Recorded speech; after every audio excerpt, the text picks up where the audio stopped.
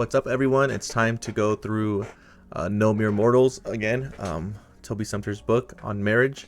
And today is on covenant asymmetry. And what Toby is driving at here, he's kind of gone through the first chapter showing the mutual submission in the Lord to Christ himself, to our God, and what that looks like. And now he goes into not so much what Christians owe their God, but the design that God has given to Christians in marriage. And our world has no idea what a man is, nor does he know what a man is for. If he doesn't know if the world doesn't know what a man is, he won't know what he's for. Our world can't even answer the question, what is a woman, much less what is a woman for. And so Toby's going to get into some of the more detailed aspects of the man's responsibility and the woman's responsibility in marriage, and he gets into it in this chapter, but he definitely dives into it more in the coming chapters.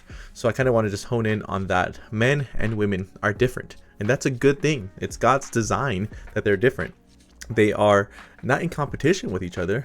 I think he uses the examples of something like hammers and cups. They're both different things. Hammers are good for hammers, and hammers aren't good for cups, for being a cup, and a cup is good for things of a cup, and a cup won't do well as a hammer. And there's no competition. There's no need for competition. In God's design, in God's order, we should enjoy the glory that comes from the design of God, because it even reveals something of the gospel. In fact, marriage is a picture of the gospel, and the gospel's first, and then comes marriage. Marriage is a display of the gospel. And so even in that, to shun the differences of man and woman, husband and wife, is to actually shun the glory of the gospel. There is a glory in manhood. There's a glory in womanhood. And the glory of those unique roles as man and woman, it heightens the glory of marriage as it reflects the gospel of Jesus Christ. Christ himself embraces his masculinity. Christ himself takes on all the masculine attributes of initiative, of responsibility, of headship, of being the one to seek out his bride, being the one to lead his bride, being the one to, upon his shoulders, take upon the responsibility of his bride.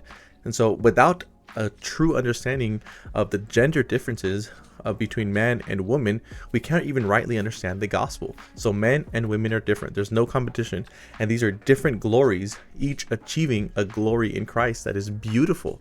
And I think as Christians, we need to see that asymmetry, that something is symmetrical, that means that they're exactly alike on both sides.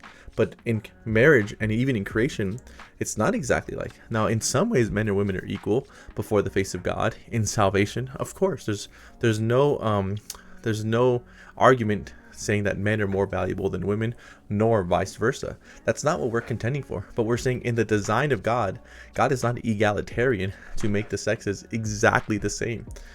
There is something unique in the way that God has made the glory of man and the glory of women. So we need to embrace these purposes of God in masculinity and femininity. And I pray that I just made that clear, that if we don't embrace these, we are going to diminish even Christ and his masculine traits in the gospel of his taking on headship and responsibility for his bride.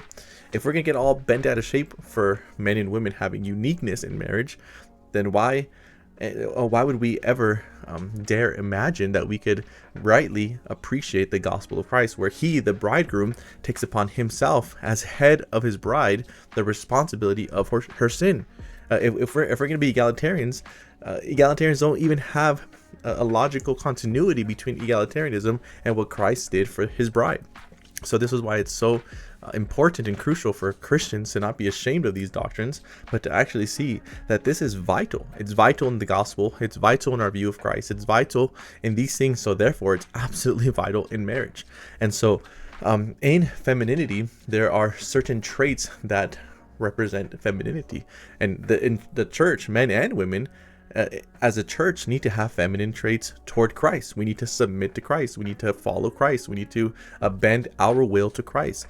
And even the Psalms show us that as the bride of Christ, we're able to lament, we're able to make intercessions, we're able to make requests. So it's not that submission just means shut up and be quiet, don't have any input. No, in fact, as the church, we're left as on this earth to be truly those who have the keys of heaven and hell, as it were.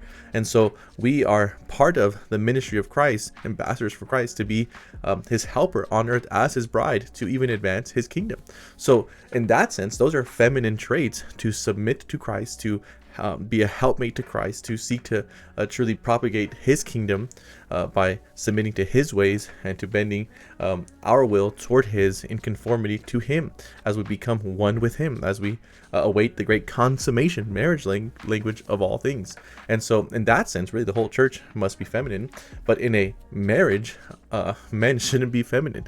In fact, the only time that men should be feminine in marriage is as they're showing that those traits toward God himself, as they submit to God, as they follow God, as they see God ultimately as the bridegroom of their life. So masculinity, on the other hand, is taking responsibility. It's headship. It's taking ownership. It's taking initiative. It's being the one who leads out. So masculinity is leading.